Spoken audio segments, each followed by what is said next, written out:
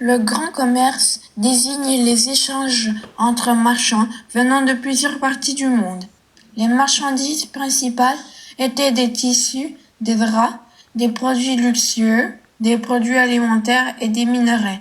Ils se réalisaient principalement à Venise, à Gênes et à Pise.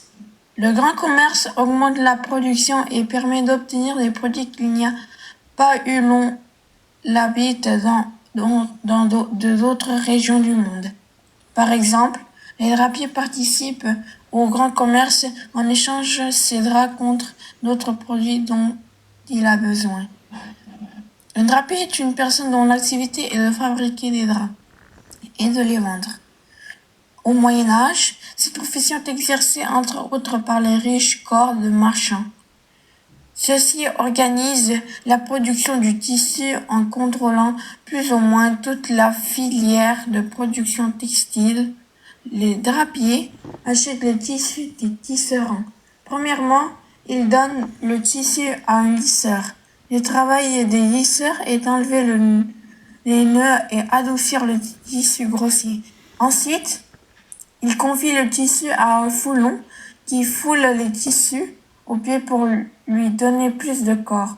À fur et à mesure de l'avancée du Moyen Âge, cette étape est confiée à des moulins hydrauliques en plaçant des maillets sur les arbres à cames. Ces moulins sont appelés des foulons.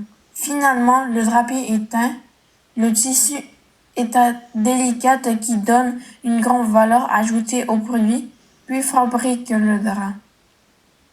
La maison du drapier est la construction en pierre la plus ancienne de Valence. Elle se situait dans le quartier de Saint-Jean, à proximité de la maison commune aujourd'hui disparue. Donc, au cœur de Valence, Valence avait une importante industrie textile, favorisée par la présence de nombreux petits canaux sur le bord desquels s'installaient les artisans, foulonnières, teinturiers, tanneurs. Il n'est donc pas étonnant de trouver ici la maison d'un drapier aisé, qui réunit l'espace artisanal, commercial et le logement du maître de maison. Elle se situe dans l'ancien quartier où les bourgeois et artisans et commerçants se regroupent par activité. Le commerce et la production artisanale se faisaient au rez-de-chaussée. Ce bâtiment a été construit au XIIIe siècle et rénové au XIXe siècle. Compte 3 étages et il est le bâtiment de pierre le plus vieux de sa ville. La maison du drapier garde un aspect médiéval malgré les restaurations. Le rez-de-chaussée était consacré à la production artisanale et au commerce, tandis que les étages abritaient le logement de l'artisan. De larges ouvertures à linteau plat, surmontées d'arcs de décharge en pierre de couleurs alternées, ouvrent largement la boutique sur la rue et permettaient à l'artisan comme le commerçant d'installer son étal.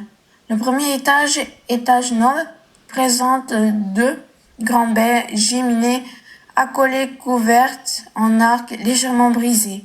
La petite fenêtre à gauche de la façade est un ajout ultérieur. L'étage supérieur possède 2 fenêtres géminées plus simples à linteau droit. La maison du drapier s'appelle ainsi car elle domine le secteur où se trouvent les boutiques qui fabriquent les draps. La forme du devant de la maison indique qu'elle appartenait à un marchand fortuné. Les femmes n'avaient pas le droit d'exercer le métier du drapier, car elles étaient jugées inférieures aux hommes. Alors, elles devaient donc être soumises à eux.